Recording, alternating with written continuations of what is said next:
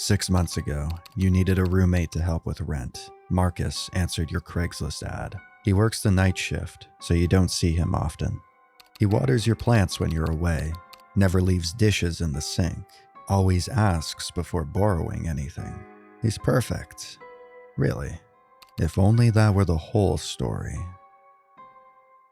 1 month ago. You came home early from work with a migraine. Marcus was usually gone by then. You were making tea when he walked in. Oh no, he's hot. Blood on his shirt, his hands, splattered across his cheeks like paint, fresh enough to still be wet. Oh, hey, you're home early. You froze, mug trembling in your hands. The blood? Work accident. Don't worry about it. Hey, you get a paper cut or something? Yeah, those suck. The lie came so smoothly. You wanted to believe it, but that's not his blood. He wasn't hurt, nor was he bothered about it. I'm gonna shower and get this in the wash. I'll make dinner after. He hummed softly down the hall, like nothing happened. Since then, you were convinced your roommate is a serial killer. But he still waters your plants when you're away, still leaves thank you notes when he borrows your stuff, still splits the grocery bill down to the cent. Just because he's a bad guy doesn't mean he's a bad guy. You decided to never bring it up again. You pretended not to hear any missing persons reports from the TV. You convinced yourself that good roommates mind their own business. You tried your best to avoid him, which was easy, considering that he works a night shift. Hey, you're home early. I made an extra cup of coffee if you want some. He's home early too. And he's hot. Thanks. Is it poisoned? Does he need to silence a witness? Don't give me that look. Hey, you've been different lately. More careful. More paranoid. Oh, you've been observing. That's nice. I'll get straight to the point. I'm a serial killer. Your heart stops. He just straight up admits, okay, that makes it easy. Thanks for the honesty, I guess. Marcus, you've been on edge because of that day. No? The day you saw him, covered in blood. Is he going to kill you now? Is that why he's confessing? Well, if you do, make it slow. I mean, quick. Yeah, that one. Hey, relax.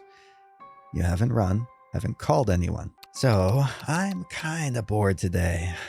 Got anyone in mind for me to, The question hangs in the air. He's asking you to be complicit, to participate. But now that everything's in the open, there's an odd sense of relief mixed with the terror. Don't feel pressured. I know it's a lot to process. Yeah, I mean, you kill people for a hobby? Money? Is it for money? Is that how you're paying the rent? I hope it's for money. This is the man who drove you to urgent care at 2 a.m. for food poisoning. Now he's asking you to pick his murder victim? If you're uncomfortable, I understand. I'll handle things myself. This is it. The moment that defines everything. What Marcus does next depends entirely on what you say right now. Actually, there's this guy from my work, real piece of work. Oh yeah? Tell me about him. Brad from accounting. Grows the interns, steals credit, makes racist jokes. Everyone hates him, but management won't act. Sounds like someone who won't be missed. 2 weeks later, Brad doesn't show up to work. The police investigation finds evidence of embezzlement. Marcus's handiwork, you assume. Clean, professional. Marcus brings you your favorite drink the next morning like always. You never discuss it directly, but there's an understanding now. Fuck, I'm in his back pocket. I owe him. Thanks for trusting me. Ending 3. Complicit. Okay, I can't help you with that. I don't want to murder anyone yet. Fair enough. Probably better that way, honestly. Better. Keeps things simple between us. I respect boundaries. Well, that's nice. He leaves for his errands. You don't call the police. You don't move out. You just exist in this strange limbo. Marcus continues being the perfect roommate. The news continues reporting disappearances. You continue pretending you don't know. He doesn't ask, you don't tell, and you maintain the illusion of normalcy. Hey, I left some takeout in the fridge if you want it. 3 months later, you're still living this carefully constructed lie. Your accomplices in the most mundane way possible, through willful ignorance and shared rent. Ending 2, true neutral. Okay, but are the people he's killing bad? Would that make a difference? I don't know. All right, and last but not least, I can't be a part of this. I'm calling the police. I figured that was a possibility when I decided to be honest. You're not going to try and stop me? What would be the point? You've made your choice. I respect that. You still being respectful in this kind of situation? Seriously? Can I ask one thing? Give me an hour before you make the call. I gotta make the run for it. Marcus, I meant what I said about your judgment. You're doing what you think is right.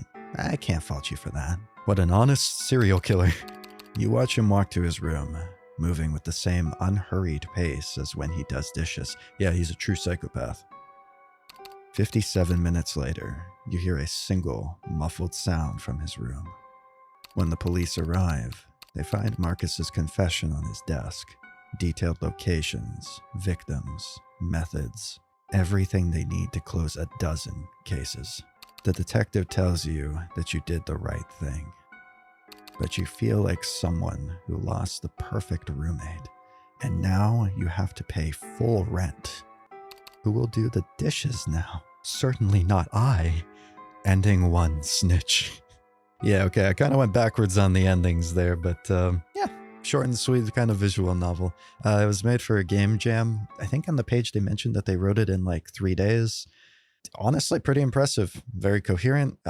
Everything worked out. Decent little horror vibe to the whole thing. Overall, very solid. Thanks for joining me for Perfect Roommate. Hope you liked it. Take care of yourselves. Hopefully I see you around sometime. Bye-bye.